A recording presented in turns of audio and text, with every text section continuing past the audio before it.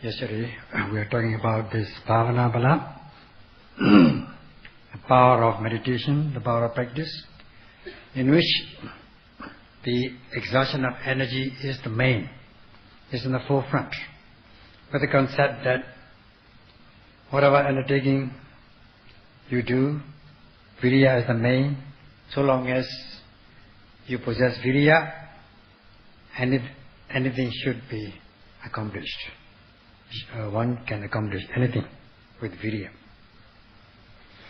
Virya in three forms, three stages, continuously, without any gap or slackness or cowardliness, in which case soon you are bound to come to the stage of the knowledge of the arising and passing away in a swift manner, fleeting way of objects, and this will come to you very soon. At that stage, these 7 factors of enlightenment, bojjhanga, becomes apparent.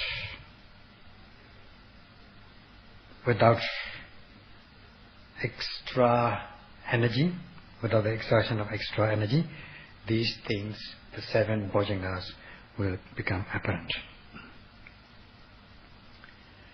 Now, Satipatthana is practiced with virya in the forefront. As a result of that, there will arise this sati sabojjhanga, the enlightenment factor of sati or mindfulness.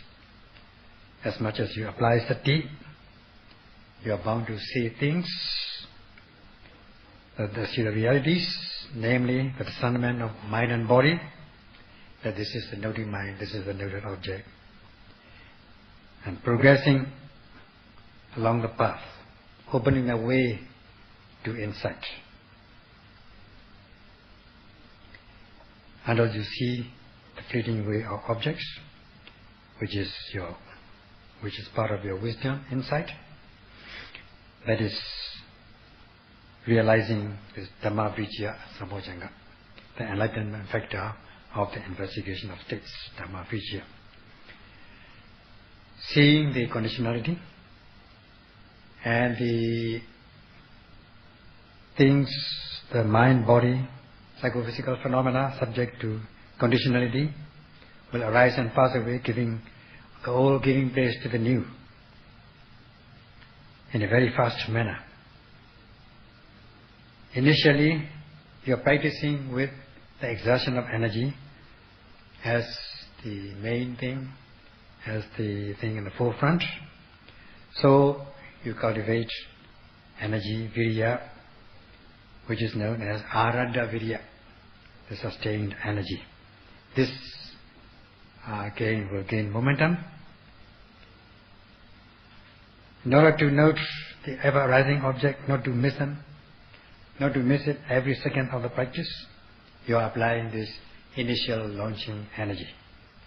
When you meet difficulties such as physical pain and slackness or laziness, you step up your energy. That is the second stage of energy. So this aradha virya, sustained energy, so called because you have already initiated energy and you are building up.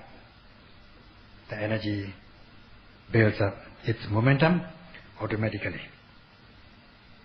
At which stage this kind of virya, called pegahita virya, the uplifting energy, the energy which will uplift your mind instead of stagnating or lowering it.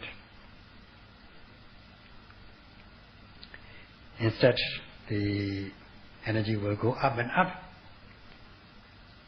and will become energized until at last you come to attain the paripurna virya, fulfilling energy. This aradha virya or pegahita virya, when you reach that stage, with a sustained energy or uplifting energy, then the practice will not be like before. The energy, the exertion, the practice will go automatically without extra effort. So once you're able to do that meticulously and clear-cut manner, you're about to see the fading away of objects, the old giving place to the new, so that you become very satisfied, and you will feel being lifted up, levitation, like sitting on a sofa, soft cushion, or floating in the air. And you will not wish to disrupt or to change your sitting position.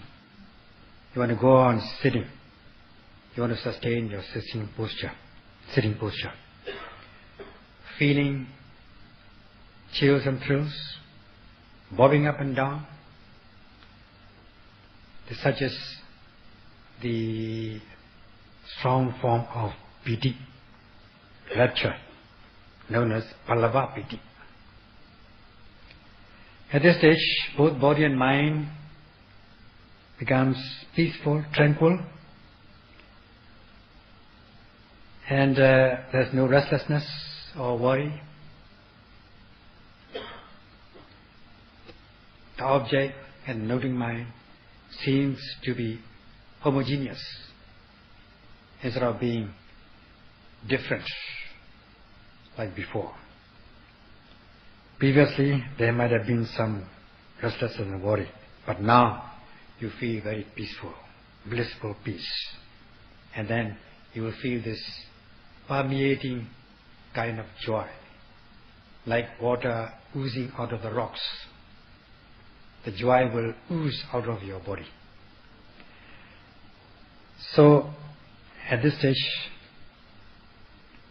you will experience such rapturous feeling, tranquility, feeling of well-being, and there's no restlessness or worry.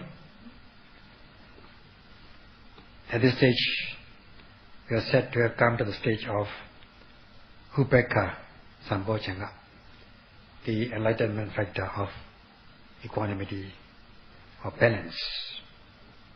Because we have practiced, we have exerted energy as the main thing, making energy, keeping energy in the forefront, noting them, noting every object energetically. Especially when you're noting the four objects, physical object, sensation, mental object, and general objects. You are able to note them in the spirit of the Satipatthana. Then this Bhojjhanga, the enlightenment factors, will become apparent in its own right. And such a power is known as Bhavana Bala. As we have discussed, we discussed that yesterday, and we wound up our talk at this stage. Today we shall continue on. When you develop this power, when you come to possess its power, that is seeing the fleeting of objects and the fleeting momentary nature of experience. At this kind of knowledge, you will experience the old giving place to the new in a very fast manner, in an extraordinary, unusual manner. This is unusual power, which we call Panya Bala. Instead of saying Bhavana Bala, taking out Bhavana, we put Panya in place of Bhavana. Thus, we have this Panya Bala, the power of Panya, the power of wisdom or knowledge. Seeing the fleeting way of objects, mind, body objects, psychophysical phenomena which are subject to conditionality, you come to possess this discriminating knowledge, that is Panya Bala. And whoever comes to possess this will become self-reliant, so that one will not be moved. There will be no quivering, no shaking. will not be moved, will not be overwhelmed or shaken by ignorance, simple unknowing and knowing in the wrong way.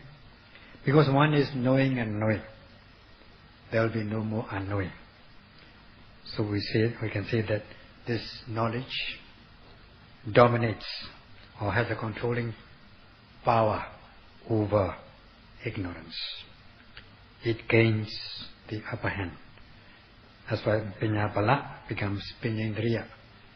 The wisdom power, the power of wisdom will become the controlling power or controlling faculty of Panya. Such is the insight knowledge. Because of this Panya Bala being able to dominate over opposite states, we call it controlling faculty of Panya, Indriya. And because it has the power of controlling, it is known as Indriya. So that this Panya becomes Panya Bala and Panya Indriya at this stage of insight knowledge. And we will be able to withstand or repel undesirable opposite states, withstand against opposite states or the opposite states. And then your insight knowledge at this stage is said to have reached the stage of controlling faculty, or come to possess the power of controlling. Once you come to observe these psychophysical phenomena which are subject to conditionality, the old giving place to the new, you come to see, you are said to have come to maturity. Seeing that they are impermanent, that is the three in the form of three parts, namely genesis, arising, aging, and dissolving or dissolution. These are the three parts you will come to observe as regards this psychophysical phenomena which are subject to conditionality. At this stage you begin to cultivate this knowledge of impermanence. This is insight knowledge. At this stage the knowledge is insignificant. The insight is still weak. Only when you come to the stage of the fleeting momentary nature of experience, the insight, the knowledge will become significant, strong and powerful. Pardon me. From the stage of immaturity, your knowledge will become mature. You reach maturity. So that you gain the upper hand over the hindrances to progress, nivranas, and you develop stamina, spiritual, mental stamina. Because in your stream of consciousness there is this insight arising, so that as the mind becomes developed from a small stage, and as your mind reaches maturity from the stage of immaturity, you'll be able to possess stamina, withstand against the opposite elements, and you'll be able to sit for a long time and walk for a long time mindfully. And then you'll be able to develop a lot of patience, and this is kind of insight which is very unusual and extraordinary. And such insightful awareness will have these qualities, such as sharpening of insightful awareness, becoming expanding, and it shines bright and clear. There will be clarity and brightness, and then it becomes progressive. So what are the reasons for that? why are these things happen? Why is your insightful awareness come to possess such qualities, which I've discussed today, both from the theoretical and practical aspects? When you are noting, sometimes your knowledge tends to sharpen and clear cut. You'll be knowing the objects, the nature of the objects. Your knowledge will sharpen, knowing the objects clearly, in a clear-cut manner, penetratingly, so that one object is not mixed with others in a discriminating manner, in segments, clearly knowing it. That is due to the cultivation or practice of samadhi bhava, samadhi bhala. That is the power of concentration. Concentration which has the quality of dominance, quality of controlling faculty of concentration. With this help, you are able to sharpen your knowledge. You are able to clarify your knowledge, or clarify your awareness. This means that when you are noting rising and falling, or every arising object of attention, beginning with the primary objects, every second of the time, you are noting so that the noting mind seems to penetrate the object to be noted, aiming energetically, precisely, to be precise, thus sustaining your mindfulness, so that it enters into the object, penetrates the object. And at this stage, this is because your concentration is very strong. And as you sustain your mindfulness continuously, and as the mind falls calm and collected on the object, deepening your concentration, then there will be no restlessness of the mind, no gap, the mind will not be removed from the object of observation. Neither will your noting mind go away or leave the object of attention. Then the noting mind will be sustained permanently on the object of attention. For instance, when you are noting rising, your noting mind will fall on these essential qualities of all sensations such as stiffness, tension, and so on. Thus sharpening your knowledge will sharpen.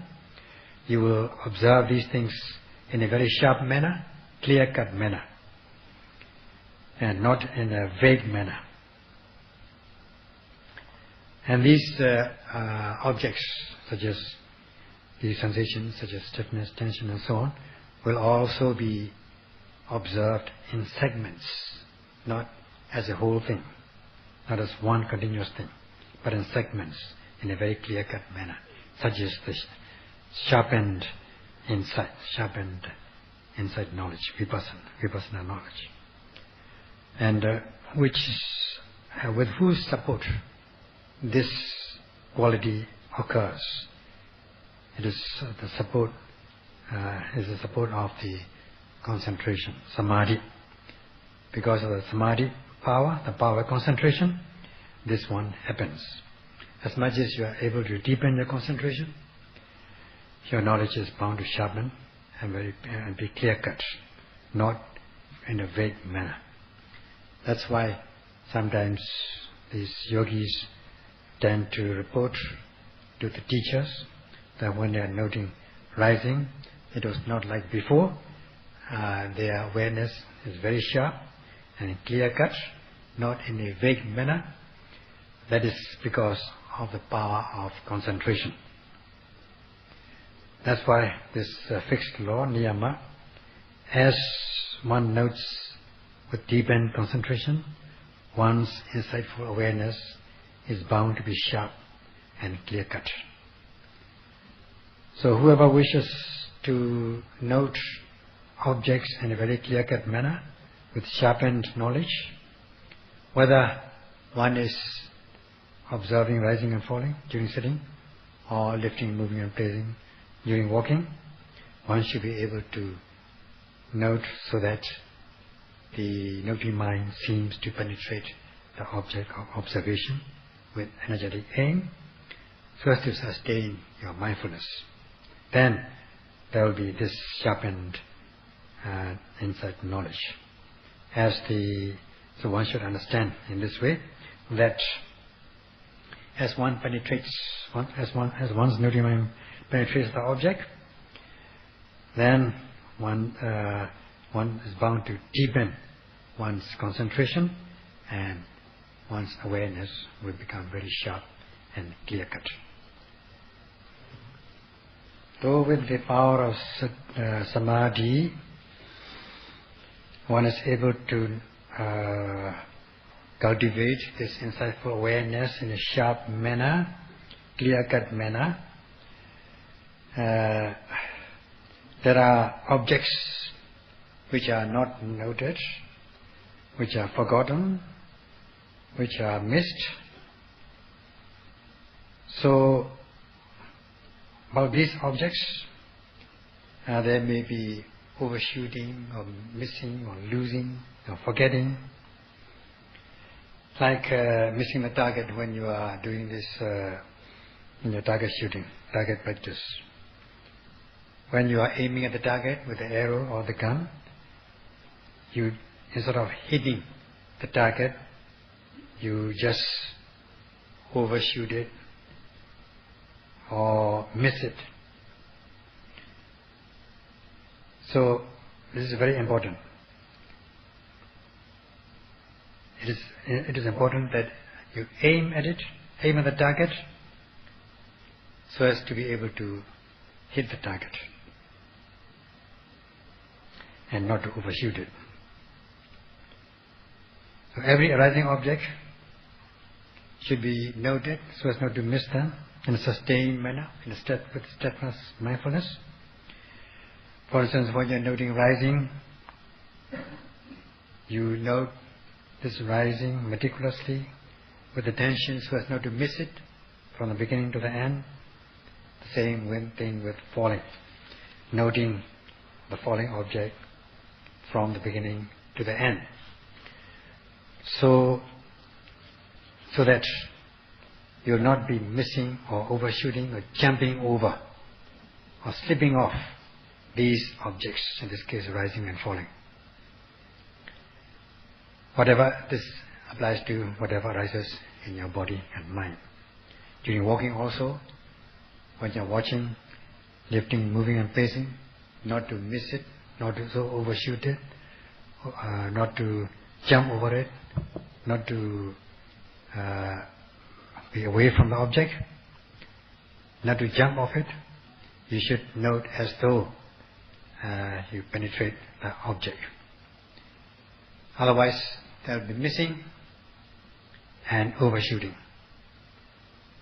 If you don't do with proper aiming at the object, at the target, then you will miss it. You won't hit the object, hit the target. So as not to happen like this, you should apply the steadfast mindfulness, sustain your mindfulness, not to miss anything.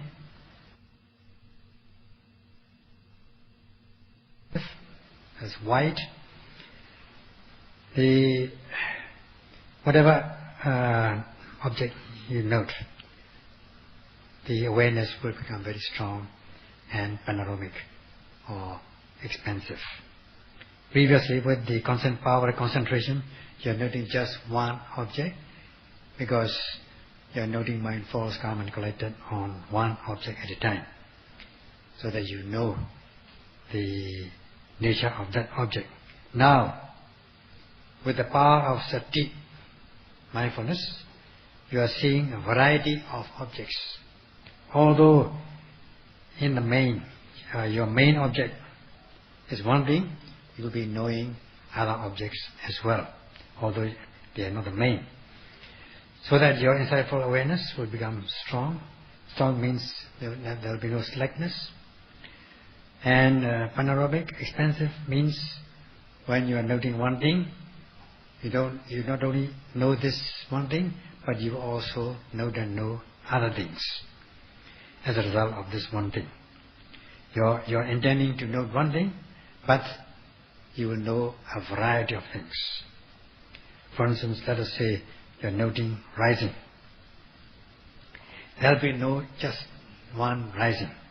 There will be stages of many risings, in which there will be these sensations such as pushing, pulling, heat, cold, pressure, things like that. All these sensations will be known. Although your intention is to note rising, but you are knowing not only rising, but you are knowing other things together with rising. Although the main thing is one, at the same time you know a variety of things. Hence this expression, the insightful awareness, becomes strong and panoramic or expansive. That is due to the power of mindfulness, sati. Hence this niyama, this fixed law, that is, as one activates mindfulness, with the power of mindfulness, the insightful awareness will become strong and panoramic or expansive or wide.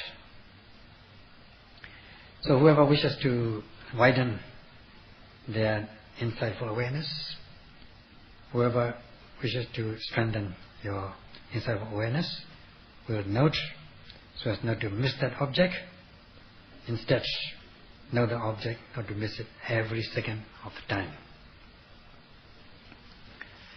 So in this way, this insightful awareness will become strong and panoramic as a result of this satindriya, the controlling faculty of mindfulness. Not only strengthening and the panoramic, the widening of the awareness, but there will be many things, a variety of things known, hence this bhavana developing. Not just one thing, but many things, without purposely noting them. In this way, insightful knowledge will become very strong, and will be able to see things in a variety, and many things will be known. Such is the power of sati, mindfulness. So in this connection, one yogi once came and reported to Sayadaw, saying that when he or she was noting rising and falling, first of all, he or she was not noting properly, and it's just overshooting, slipping off the object, and the awareness is not steadfast, not sustained on the object, and the mind also goes away, becomes restless. Later on, when she tries to note so as to penetrate the object, then he or she was able to experience this insightful awareness in a very unusual manner through his or her own experience. So as one notes meticulously so as to penetrate the object, when one knows the object, one knows whether one is penetrating, one's noting mind is noting as though it penetrates the object or not, or whether one's mindfulness is sustained or not sustained. One is bound to know by oneself. If one is not being able to penetrate the object and not sustain on the object, then the insightful awareness will not be sharp, will not be strong and panoramic. So this report of the yogi, that he or she was able to cultivate this insightful awareness in a very unusual manner, is quite satisfying. So whoever wishes to strengthen their insightful awareness, he or she should be able to note whatever arises in the body, beginning with the primary object of rising and falling, and other objects. not thinking, not taking that the main object is not important. So one should note objects beginning with the primary object of rising and falling when you're sitting. So if one does not take care of the main object, one will not only miss the nature of this main object, but also miss other objects associated with it. And the variety of these objects, so that one's insightful awareness will not become strong and panoramic. So, just like when you are doing this target practice, if you overshoot it, if you miss the object, that is because your arrow is not sharp, it's blunt. So too with the mindfulness. When you're noting every arising object, you should do it not to miss it, otherwise your noting mind will become blunt and not sharp. And note it so as to hit the target in a steadfast manner. So one should understand that as much as one's noting mind reaches the object in a steadfast manner, one is able to cultivate this insightful awareness in a very sharp, strong and panoramic manner, seeing variety of objects at the same. Though one's insightful awareness will become panoramic and strong, there are sometimes these unusual events which yogis may come across or experience in the course of the practice, so that with these unusual experiences they may become elated. And as regards the awareness or the knowledge that they have gained, or the benefits that they are experiencing as a result of the practice in a very unusual manner, in which case yogis tend to become attached in a very subtle way to such experience or objects at that time, because the mind is not drawn towards the objects of sense of objects, because one is experiencing the Dhamma delight, which excels manifold the worldly delight, worldly pleasures. Taking that such delight, Dhamma delight, is good, but it's satisfying. How nice! And I wish I could experience this Dhamma delight continuously, all the time. Then one may have that kind of thoughts. Such a tender or subtle form of attachment, just like when there is sediment in a clear water. When water is clear but there is some sediment at the bottom, if you shake it, all the sediments will come up to the top, and the water will become unclear or impure. Same thing goes with the mind. There will be these mental sediments. If there is some subtle attachment, then the mind will not shine bright and clear, and inside of awareness will not be bright and clear. And it is necessary that your awareness, insightful awareness, should become clear and bright. Now when such a thing happens, that is subtle attachment to the delightful objects or experiences, there will become a disturbance, and the mind will not be clear. Instead it becomes slimy, so to speak. In that case, you should not fail to note all these Dhamma delight, delightful objects or delightful experience. Note the attachment, subtle attachment which arises in your mind. Then the mind will become clear and it will shine bright, free of sediments, as a result of saddhendriya, the controlling faculty of saddha, or faith and confidence. As a part of this faith and confidence, the insightful awareness will become clear and bright. So that is the result of this the power of faith and confidence.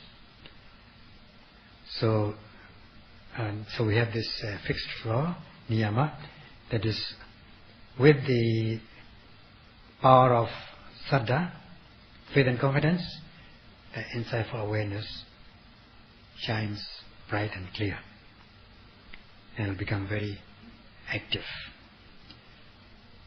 So for yogis who are in such a situation, experiencing such Dhamma delight, Dhamma experience, and instead of just becoming attached to this without end, in which case they may stagnate and instead of progress, they may stagnate in their practice, so as not to allow this to happen, not to allow this mind to become slimy. They should note whatever arises, even if it's a subtle attachment or delightful experience of object, then the insightful awareness will shine bright and clear with the power of faith. This subtle attachment, experiencing the Dhamma delight, this can happen sometimes because you are seeing a variety of objects at which stage, as a result of that, there will be this so-called nikanti, subtle attachment to the object. Then one stream of consciousness is set to become rusted, like when the stitching pin is rusted at a point, then it will not stitch properly, and it's very smoothly.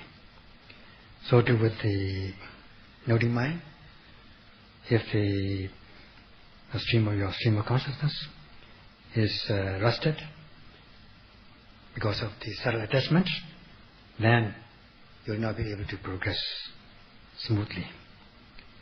So in this retreat, when sometimes yogis may experience this unusual Dhamma experiences, then one may become very satisfied with the practice, and there may be some elation with one's experience. Then such subtle attachment is bound to happen, in which case one should note and abandon. Otherwise this subtle attachment can hinder the progress. Therefore, in order that the insightful awareness will become clear and shines clear and bright, one should note and abandon as soon as such attachments or delightful experiences arise, so that you can remove the mental rust from your noting mind. At this stage, seeing the object passing away, arising and passing away, the old object giving place to the new, you are knowing this impermanence of the objects noted, but not yet the impermanence of the noting mind itself. You are not seeing the passing away of the noting mind as yet, so that you think that the mind is permanent, only the object is impermanent. Only when you see at the higher stage of knowledge, when the both object and the noting mind pass away, when you are seeing the passing away of object, that is also inside knowledge of the impermanence of the object. But when the noting mind also passes away, this stage is known as Pati Vipassana Jnana, additional, let's say, inside knowledge. Then only seeing the passing away of the noting mind as well, that is the awareness as well, you will knock out or you will overcome the view of Atta. That is only partially, on a part-time basis in the course of the practice. You can only overcome this Atta deity, view of self, when you realize the first path. အဲဒီကြောက်ပြတ်မသွားတဲ့ a decent lego, attack over the Chuaro, Liban Sura, Dave, Suravali. I do a Louis Swagger or live at about it. Deeping in a Josia Comedy. I will look. Yes, I would Naya Sata, pretty Sita was now. How time was what Tibuya at Red. Nima, new child, say, Miami, Shapuya, the Macaliana made a day, Yeti. Panamle, Yamanamle, the show Lago, a swim again of Guriha. No Kamatansia and Nevoli, Edro, so chucking a peel like this, and a luego sweat her demanded a feeling about it, even I just say come on a teacher. So only when this this knowledge, this knowing mind also passes away, we'll be able to see the dissolution of this, overcome this atta. Otherwise, one will think that this is one will cling to the permanence of this self, which is dangerous. So, at this stage, it becomes necessary. There's a saying that in order to see things in their true nature, to see the truth, one must seek a guidance or teacher. That is, at which stage, by which this Kalyana Maida, virtuous friend, good companion or teacher is essential for one's progress.